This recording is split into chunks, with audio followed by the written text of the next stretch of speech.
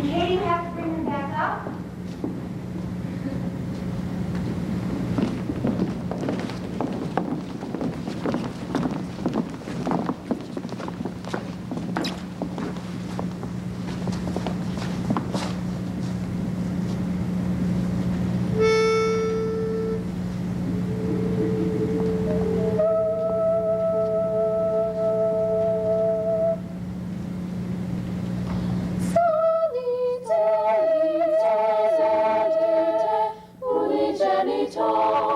Christo Dei Filio, Christo Dei Filio, Redemptori Domino puerulo lacenti in praecepio.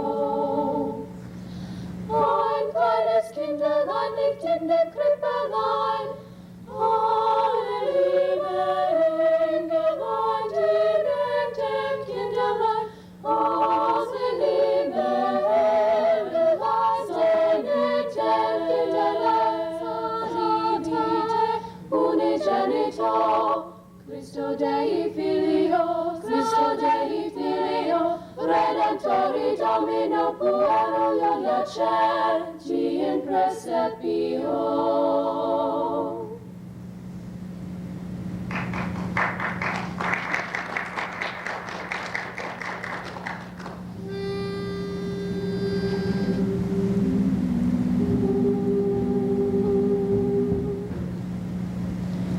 Jesus, Jesus, rest your head. You has got a manger bed. All the evil folk on earth sleep in feathers at their birth. Jesus, Jesus, rest your head. You has got a manger bed. Have you heard about our Jesus? Have you heard about his fate? How his man he went to that stable on that Christmas Eve so late.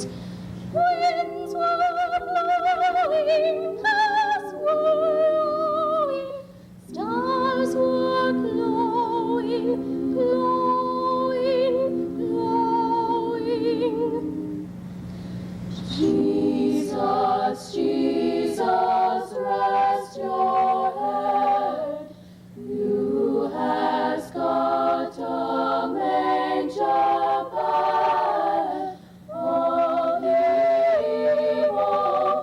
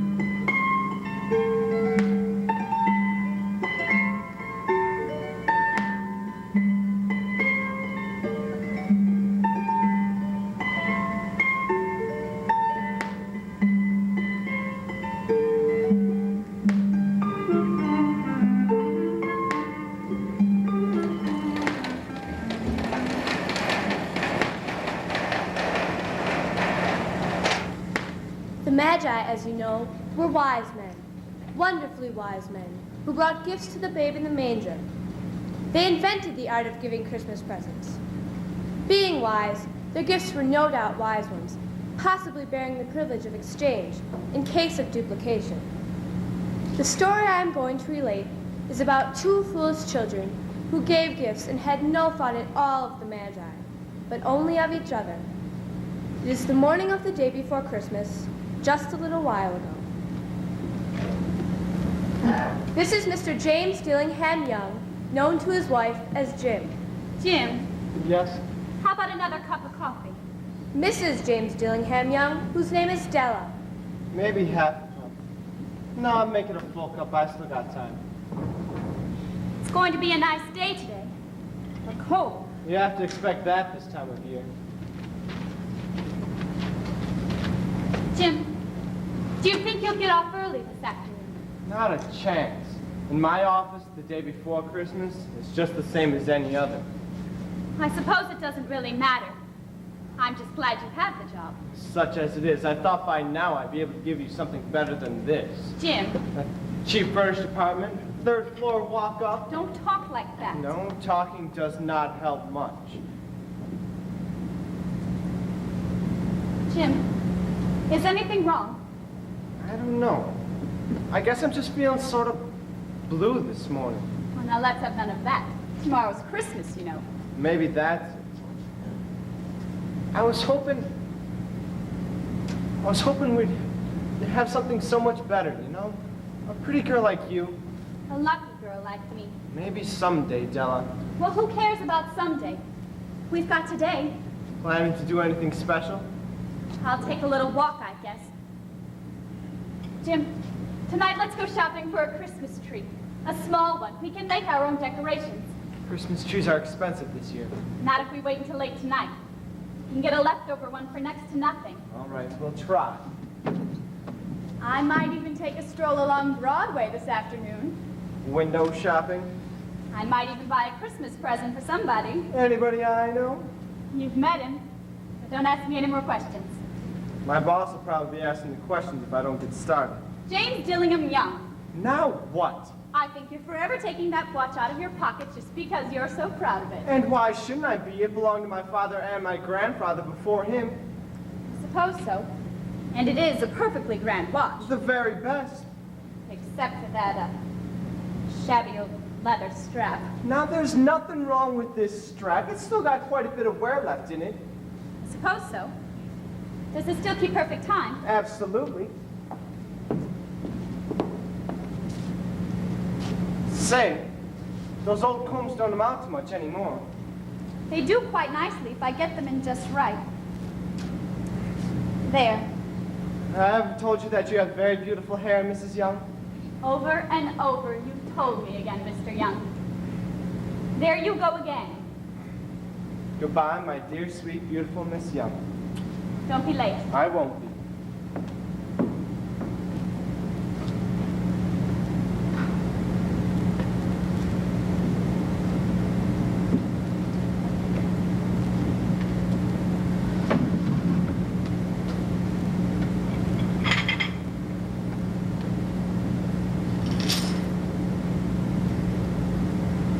$25, $50, $75, $1, $25,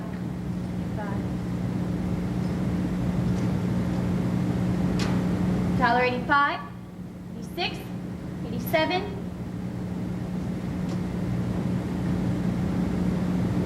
No. There has to be more than $1.87. What kind of Christmas gift is that going to buy?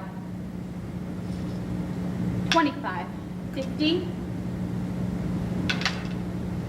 That's all. That's absolutely all. Goodness. Come in. Good morning. I'm your neighbor across the hall. Yes. I'm sorry. Please excuse the way I look. If you'll excuse the way I walked in. Mrs. Boyd's the name. I'm Della Young. I saw your husband going downstairs. Nice-looking young fellow. Yes. I mean, thank you. Won't you sit down? Just for a moment. I came over to ask if you'd loan me some carrots for stew. With moving in and all, we're short a few things. Yes. Nice hot stew is good in the winter. Filling too, and cheap. Of course.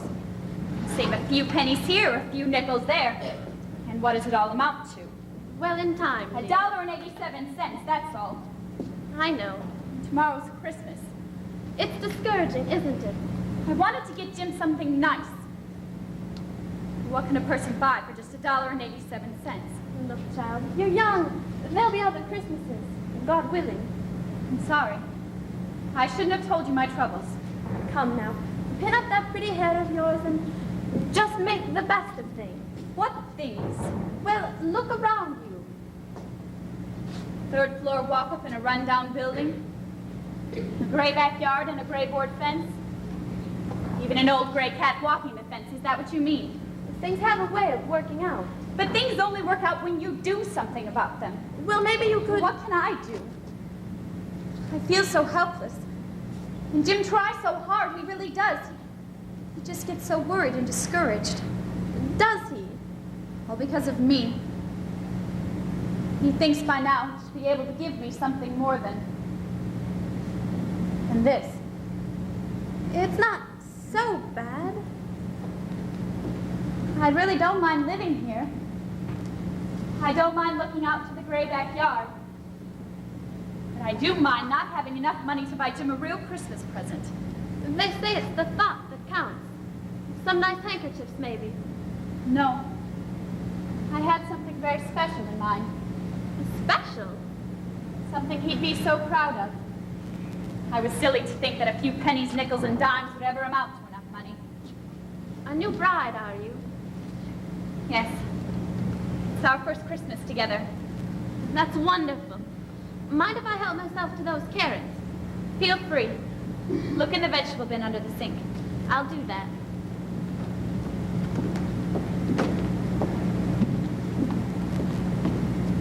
Don't know when I've seen hair as nice as yours. So soft and shiny. Thank you. That's what Jim always says. Mind if I take an onion, too? Go right ahead. You know, there's a little shop down along Broadway that has the most beautiful set of combs in the window.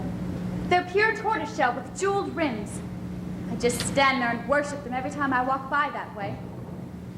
Sometimes it's a mistake to look in the shop windows. I know. I just can't seem to stop myself. It's silly of me, really. Jim says I'm vain about my hair.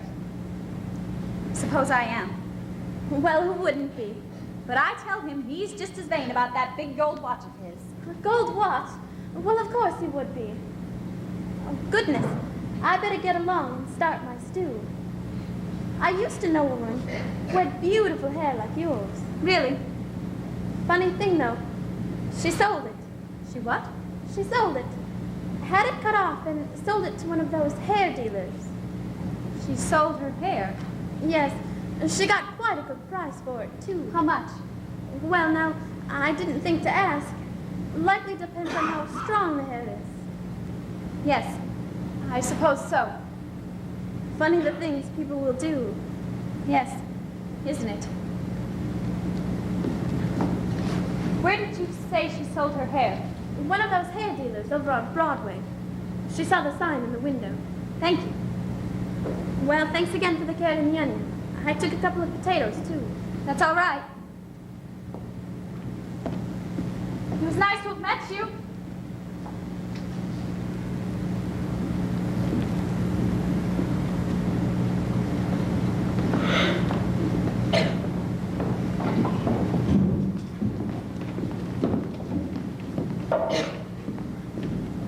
And so, Della hurried down the stairs and along a few blocks to Broadway. But after a while, her footsteps slowed down a little. When she comes to the place with the sign in the window, she stands outside, nerving herself to go in. This is a difficult decision to make. Her long, shining hair, of which she is so proud. And yet, it's the day before Christmas, and she wants a very special Christmas gift for Jim. May I get an assistance? No. Maybe I'm, in the wrong place. This is Madame Sofroni's shop. I'm her assistant. Yes, We deal in haircuts. some other time. I can't really. Can't let me down. It's too much. Our hair pieces are the very finest quality. Is Madame Sofroni in? She is, but perhaps I can help you. I don't think so. You wish to buy a hairpiece? Let me help you off with your coat.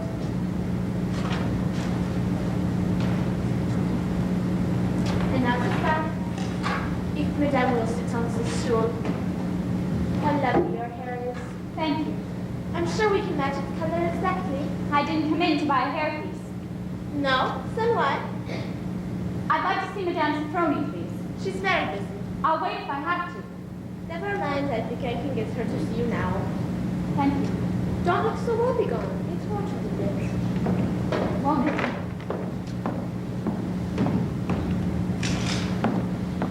You're fortunate Madame Sofroni has a few moments.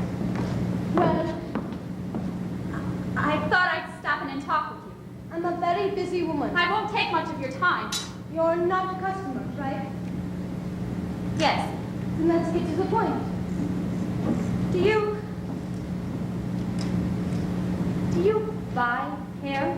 I do. Well, that's what I came in to talk to you about. You want to sell yours? Yes. Then let's have a look at it. What are you waiting for? You want to sell or don't you? I do. Has it been well taken care of? Yes. Is the length good? Fair, I'd say, but fair to middling maybe. Not a bad length.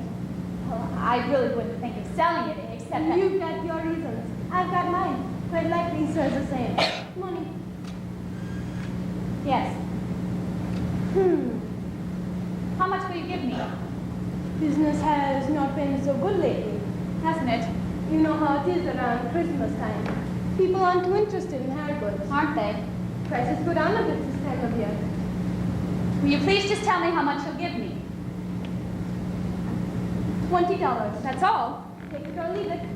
Well, I don't have all day. I know. Yes or no? Yes. Vous follow me.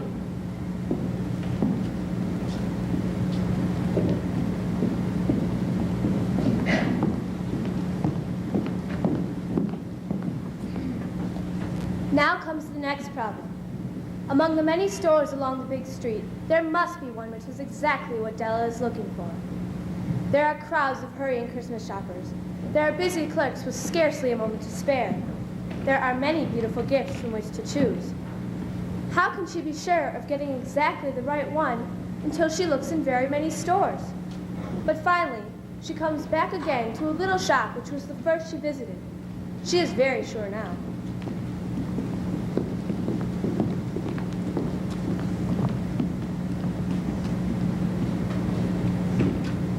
Yes? Oh, it's you again. I decided to come back here. Good. It's so difficult trying to find a gift that's just exactly right for somebody. Yes, I've been in and out of so many stores, half out of my mind. indeed. No. I mean, it's difficult to decide which watch fob Jim would like the best. Well, you can't go wrong by here at the elite jewelry shop. I know. And our selection of watch chains is quite superior. I realize that now. May I see the heavy one again? Which one? This one. Of course. Isn't it lovely? You won't match it anywhere at the price. I know that now. May I? Sir.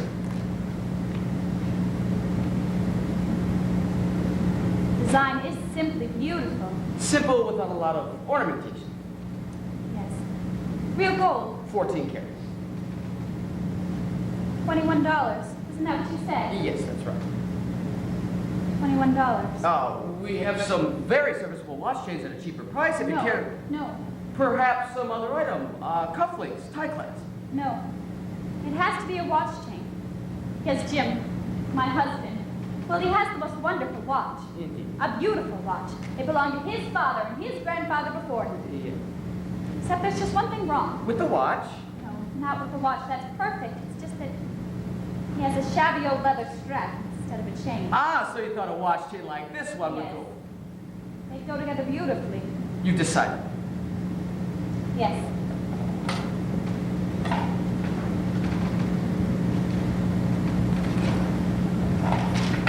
Here you are. $21. And here you are. The perfect gift for your husband. Thank you.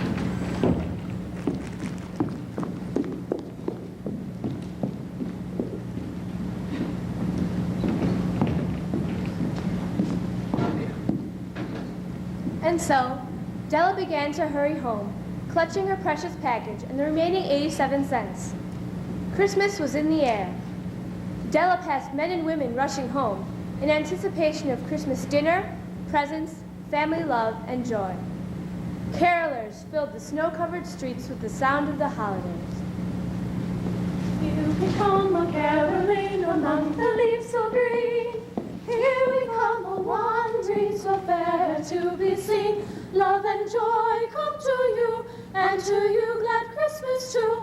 And God send you a happy new year.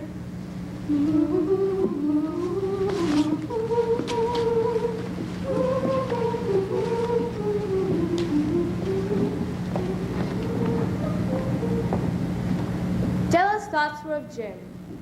What will he say about her hair? How will he feel on this, their first Christmas together?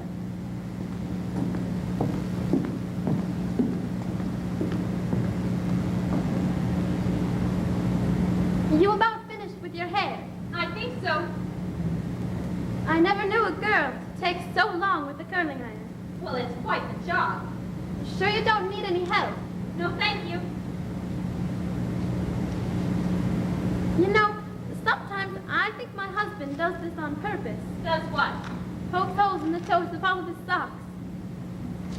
Does your husband do that? Yes. Not on purpose, I'm sure. Well, now, that's not bad. It just looks so different, doesn't it? A person might say that, yes, but not bad at all. I just get panicky when I think of what Jim is going to say. He'll get used to it. He may even get to like it after a while. Was it as bad as all that? Looks rather nice in the back, if you care for short hair. Jim always liked my hair. Oh, stop worrying. I'm just so nervous. But I'm not one bit sorry. Now that's the spirit. Because what kind of gift could I have bought with just a mere $1.87? Not very much. Sometimes I just have to peek inside the box just to see how the chain gleams. Did you notice how it gleams, Mrs. Boyd? Yes, I noticed. Maybe one of these days Jim's boss will ask him the time. Mr. Young, he'll say, do you happen to have the time? And Jim will pull out his grand watch with his gleaming chain and say, why, yes, sir, I do. Can you just imagine how proud he'll be? Oh, very proud, I'm sure. I better get my things together.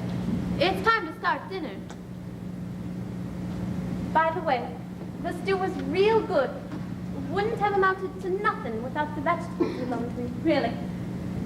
What I said before, about not getting to the store and all. Well, that's not really true, you know. Wasn't it? Truth is, I found myself a little short of cash. I had to buy a few toys for the kids. I know exactly what you mean. A person has got to make something for Christmas. You just can't let it pass by like any other day. It's exactly how I felt. Maybe your husband will have a surprise for you. No. Some pretty handkerchiefs, perhaps. You can't afford that.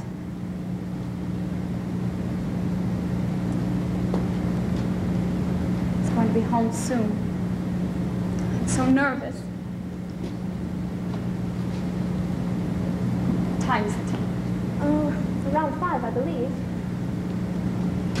I think I heard the front door. He's coming. Stop shaking, child. It'll be all right.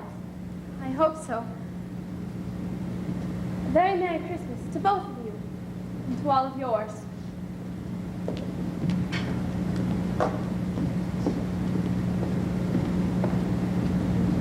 God, please let him think I'm still pretty. Please let him care more about me, about my hair. I'm home. So what have you been doing while I was slaving away at work? Della, your hair. Jim, darling, don't look at me that way. I just can't believe it. I just had to do it. You mind very much. You cut your hair off just like that. Yes. And without even asking me or saying a word? Yes, Jim. Why? Why did you do it? To buy a Christmas gift for you. How do I look? Oh, Jim, I'm still me. Oh, yes, Della, you are still you. I wanted to buy you a nice Christmas present. Just wait until you see it. Jim, it doesn't really matter, does it? I mean, you still love me, don't you? You still think I'm pretty. I think that you're beautiful. You're not angry with me. My dear Mrs. Young, long hair or short hair, you're still my lovely Mrs. Young. Jim, I did a little Christmas shopping of my own today, too. for anybody I know. You've met her. It's for you, Della. I can get it out of my pocket. What is it? Can I open it? Yes, open it now.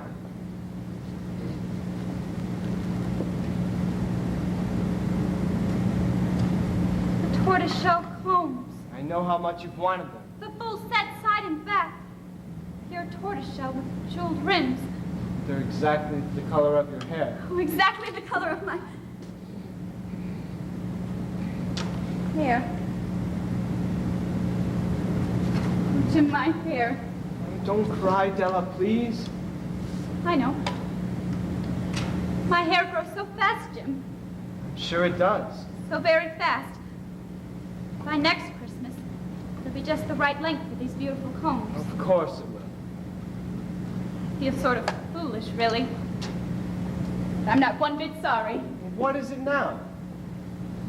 You haven't seen your Christmas present yet. Now, what have you gone and done? Don't try to guess. Just open it. Della, you shouldn't have. Merry Christmas, Jim. A watch chain. Isn't it lovely? It's the finest I've ever seen. It's real gold. Do you see how it gleams? It really does. I guess you'll take your watch out of your pocket 100 times a day now. You'll be forever finding excuses to take it out so everyone can see the chain. Della? Well, hurry up. Put it on. You like it, don't you? Della! Well, here, give it to me. I want to see how the chain looks. Not now. Is anything wrong? Not a thing in the world. Well, then why? I mean, I hunted all over town for that. I figured you wanted it. Well, you said you would use your combs next Christmas, right? Well, yes, Jim. Well, but that's what I'll do with this watch chain. We'll put the gifts away and keep them for a while. I don't understand. They're just too nice to use right now. What do you mean? I pawned my watch to get the money to buy your combs. You pawned your watch? For me? You sold your hair for me. My hair cut short. My watch at the pawn shop. Jim, we're crazy, aren't we? Crazy, the both of us. To make me happy, you gave up what you loved the most. Not exactly, Mrs. Young. What I love most is you. Exactly what I was going to say. Isn't this the most wonderful Christmas? The very best.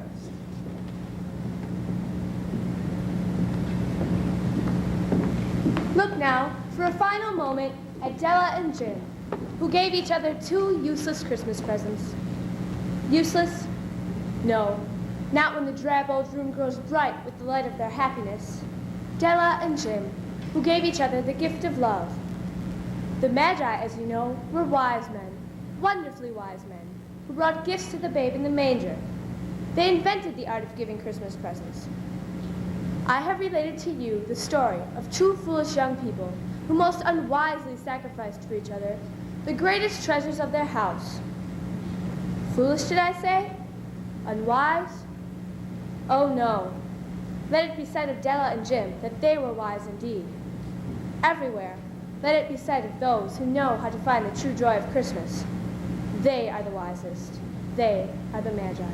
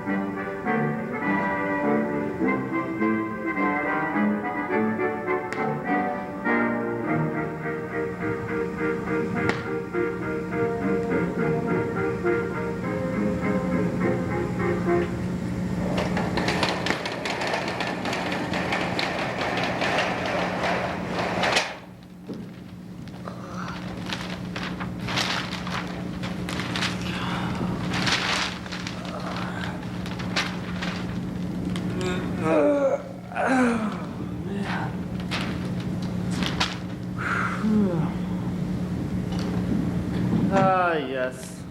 Another one of those annual calling cards. It says, when wild geese honk high in the night, and when women without fur coats grow kind to their husbands, then, Lemuel T. Thwackbusher, make ready to leave your park bench, for the rigors of winter are upon you. Sincerely yours, Jack Frost. All right then, where to? My Mediterranean cruise? Drifting on the Vesuvian Bay? Lolling under Florida skies? Or perhaps South America? But every year at this time, I consider how gauche it would be to follow the nouveau riche on their ostentatious trips planned to impress one another. And every year at this time, I remember my favorite winter resort, right here in New York. Ah, yes, Blackwell's Island. To some, it's a prison. But for me, it's 3 months of bed and board, safe from the two things that mar this otherwise perfect city.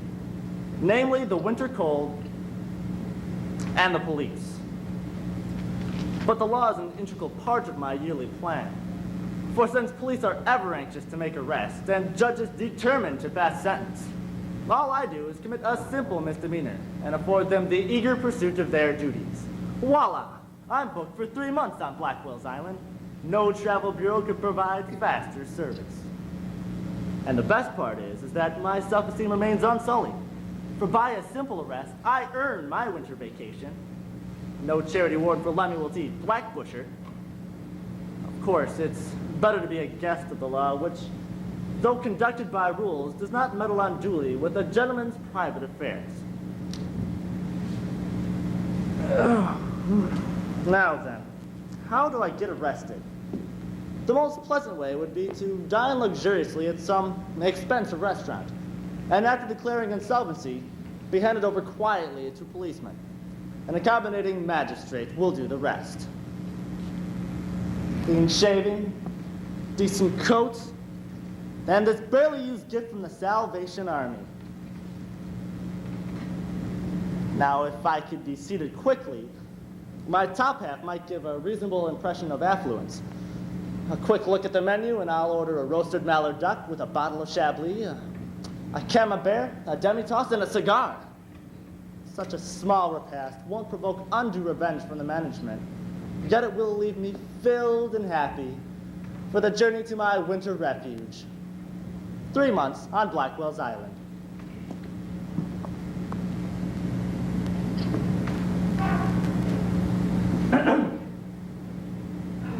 You have a reservation?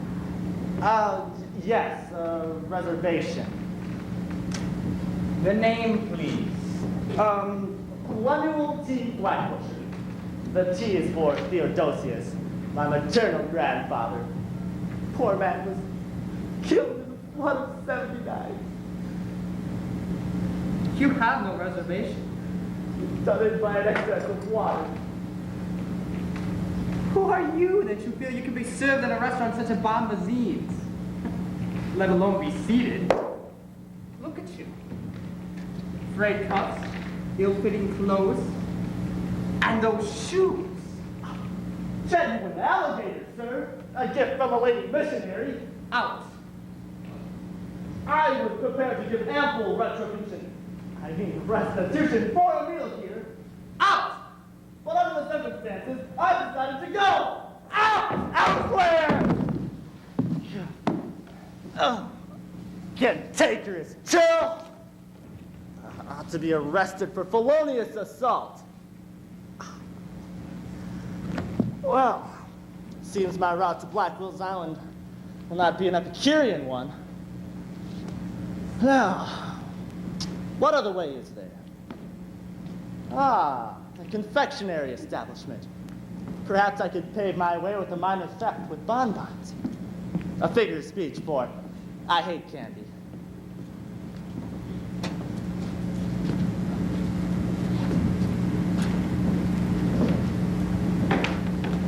Good evening, sir. May I help you? Yes, nothing elaborate. Do you mind if I look around? Of course not. However, I'd like to indicate to you that the store closes at 8 minutes. Oh, in that case, you must have things to do preparatory to closing shop. My first obligation is to the customer. Would the chocolate creams be of interest? Filled with assorted flavors from Cuban vanilla to raspberries, shipped from Troy, New York. No thank you. These after-dinner mints are quite good. They're made with sweet butter and fresh mint from South Carolina. No, that's quite all right. This gift is very popular for someone who's going on a trip. It's a gift for someone who's leaving. Leaving? Well, not exactly. If I knew for whom the gift was meant, I might be able to help you make up your mind. It's difficult to decide knowing that I'm keeping you from your duties. It's a gift for a young person graduating from one of our higher academies of learning. I'd rather give them a funeral wreath. Or perhaps a memento for someone. A friend?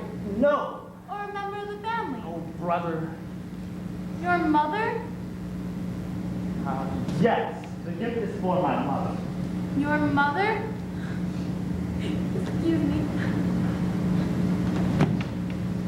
Someone's going on a trip, all right. I am.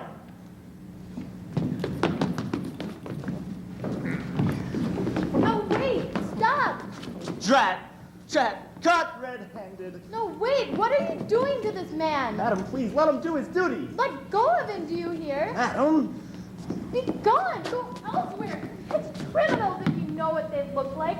Leave us standing citizens alone. but, madam, I'm guilty.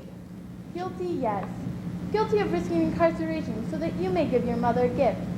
Guilty of losing your civil honor so that she would make you think of her. But you don't I know you don't have money to pay for it. But such an open-hearted, self-sacrificing gesture must not go unrewarded. Now take the present to your mother. Is it her birthday? No. Is she sick? I know what you're going through. Now be the good son I know you are, and brighten up your mother's day. But I stole it. Knowing of your goodness is payment enough.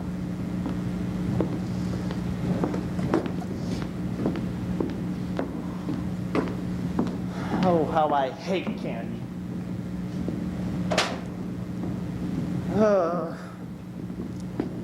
What other way is there to Blackwell's Island? Gadzooks! Am I losing my touch? Of course not. A rock? A window?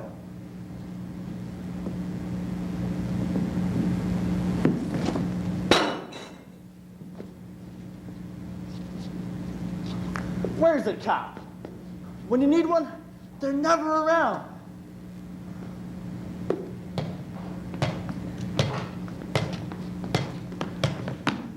Go away, boy. You bother me. Yeah, says you.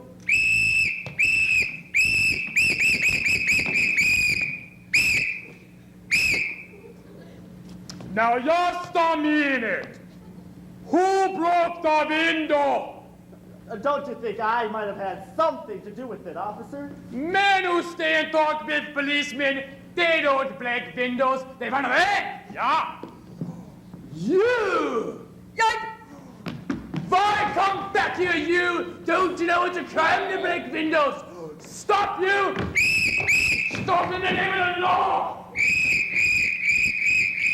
I'm getting sick and tired of chasing you customers!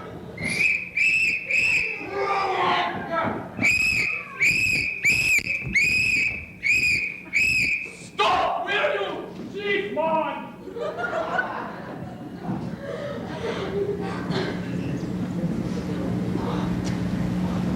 Why is it so difficult to get to my haven in the harbor?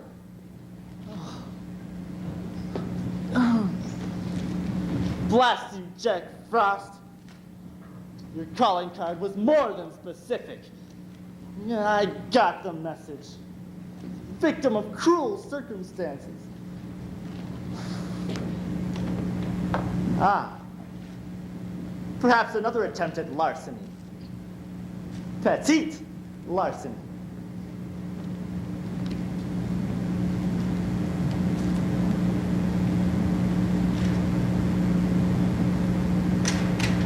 Hold on there, that's my umbrella. Oh, is it now? Yes, it is. Oh, and I say it's mine. By that you mean possession is 9/10 of the law. Let me advise you that you came by that umbrella illegally. For I distinctly saw you try to balloon it from me just now. Oh, indeed. Well then, why don't you call a policeman? I stole it, your umbrella. Well, why don't you call a cop? Look, there's one down by the next corner. Of course. I'll get him. Hold on there. If your sense of justice is offended, well, defend it. Yes, of course, What's right is right. Well, you know how these mistakes occur. If it's your umbrella, I hope you'll excuse me. Well, what? You see, I found it in a cigar shop this morning. If you recognize it as yours, I hope you take it back, no hard feelings. And I trust you'll be generous enough not to call that policeman and press charges.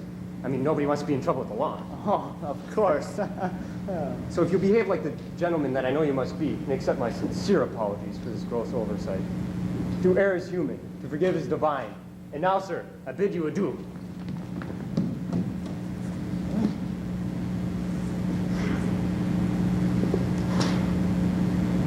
Has it come to this? Lemuel T. Thwackbusher can't get arrested?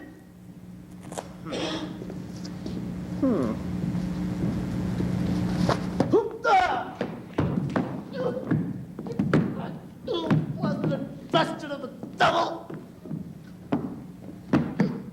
What is that man doing? I think he's fighting the demon Rum. Ah, perhaps a disorderly conduct charge. All right, Jack Frost. 100! Ha! Back, I say. Take that, you frozen bird! That's funny. Ha! Ha! Oh, wounded by a windy icicle. All right, come on, fight like a man. Ho there! Ho, ho, ho! Hello, my baby. Hello, my honey. Hello, my right-time gal. Officer, Send what me a is this kiss we're by coming wire. to? Oh, Baby, think my nothing husband, of it, ma'am. 'Tis one of them Yale lads being initiated to one of them fraternities. Hayes, and I think they call it. He's a bit noisy, but no harm. I thought you were intoxicated. No, ma'am, we've got instructions to leave him be. Oh, this is outrageous.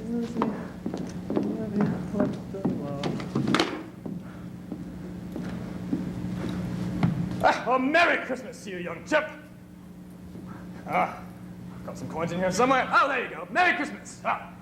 Hello, my baby. Hello, my honey. Hello, my ragtime gal.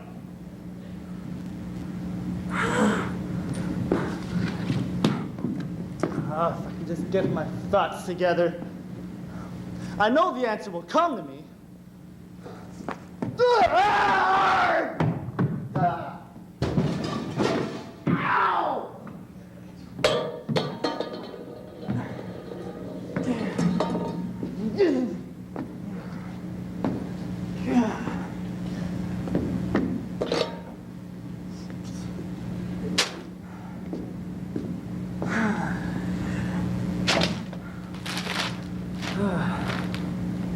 Tomorrow's weather.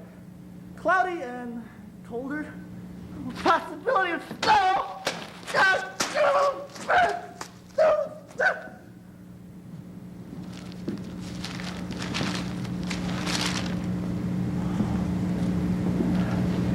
City concerned with over-increase in mashers.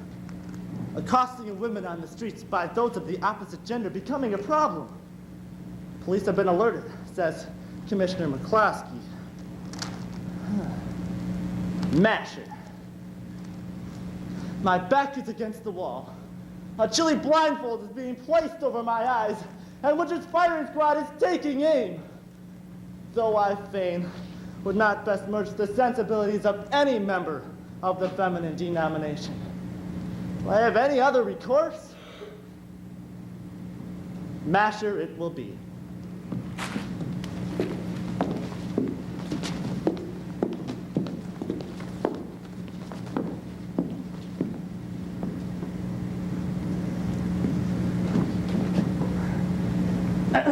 Excuse me, Bedelia, would you like to come and play in my yard? Of course, if you'll treat me to some champagne along the way. I'd have spoken to you sooner, but the gendarme was watching. Excuse me, signorina. Is that the man that bother you? Gracious, no, officer. Dr. Clangwell's an old friend of the family, and distantly related by the recent marriage with my cousin Eustacia. Oh, okay. But remember, your nuns are gonna be too careful, no? I know, a girl just isn't safe nowadays. Oh, Sonia! I was afraid the evening was going to be dull, but fortuitously you interrupted my reverie. You know. Now, what was that you were saying about champagne? Well, actually, madam, there's been some sort of mistake. Mistake? Yes, in a way. You see, Don't worry about it. You're just shy. And I've never met a shy man I didn't like. Now, where shall we go? Sardi's to 21? How about Bombazines? Oh, that place is a menace to public health. Well, since you're obviously a man of decision, I leave the choice entirely in your capable hands. Well, the fact of the matter is, madam, that you're preventing me on leaving on an important expedition. Oh, a man of destiny. Yes, anthropological work in Bucaramanga. I'll be gone at least 3 months. Well, I've never been one to thwart a man with a mission. By the way, my name's Floribel Hobbs, and I'm staying at the Chelsea. When you get back, come up and renew the acquaintanceship.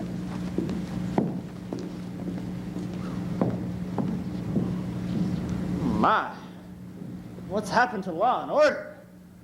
Has its once sturdy framework collapsed around deaf ears? The fall of the Roman Empire was nothing compared to what's happening in this city. Oh, justice, justice, uncover your eyes. Drop those rusty pie pans and look at me. I'm freezing. And I'd wish you'd let me get to Blackwell's Island. Need some matches, mister? Huh? Buy my matches, mister. They're real cheap. No, thank you. How about some candles to light your way should you get lost? Good idea. Get lost. They're made of genuine beeswax. Madam, I have important matters that demand my immediate attention. Come on, mister. I have a lot of grandchildren to support. How about some pot holders? Handmade out of dyed bed sheets and old shirts. Where I plan to go, the cooking will be done for me. Lucky you. I gotta cook for an army of growing kids. How about hand-carved busts of lesser-known presidents? Here's one of James Polk. Oh, no, that's quite all right. Religious artifacts? I carved this one out of a broom handle. Madam, have you ever considered becoming a sideshow barker on Coney Island? No thanks. I got my pride. How about some artificial flowers? No thanks. They make me sneeze. Okay, okay. You know, it's good for her. I draw the line at mayhem. All right. How about some homemade soap scented with lilac? Huh? Oh, sorry, that's a disinfectant soap. Now, where did I put Madam, I have no need of your tawdry sundries. You know, I had you pegged as a kind-hearted gentleman who'd sympathize with an old granny having to care for her brood. There must be something you could buy, something you need. The only thing I need right now is a little bit of luck. Got just the thing. Here, it's a genuine four-leaf clover. Found it outside of town up north. See, I covered it with glass so it'll always be with you. Beautiful, ain't it? I'm not a superstitious man, but I'll take it. How much? Only a nickel. My last coin. Ooh. Thank you, sir. Rest assured you won't regret the purchase. But be careful what you wish for. And now I must be on my way. Pleasure doing business with you.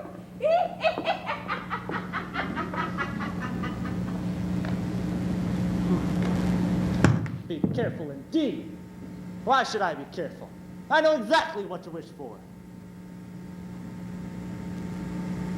Well, I guess it couldn't get much worse.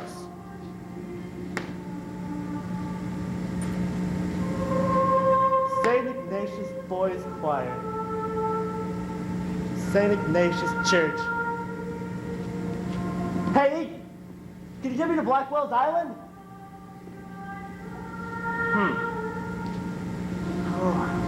Oh, Lemuel.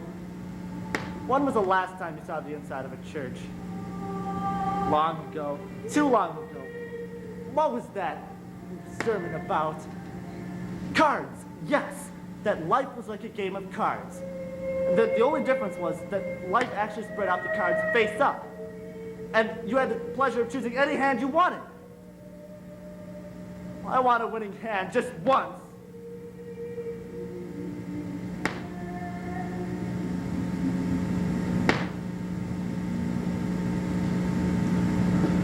You know, Lemuel, you were given something today. You were given a loan with no interest required. You were given a day to use, to be, to live, of some use in.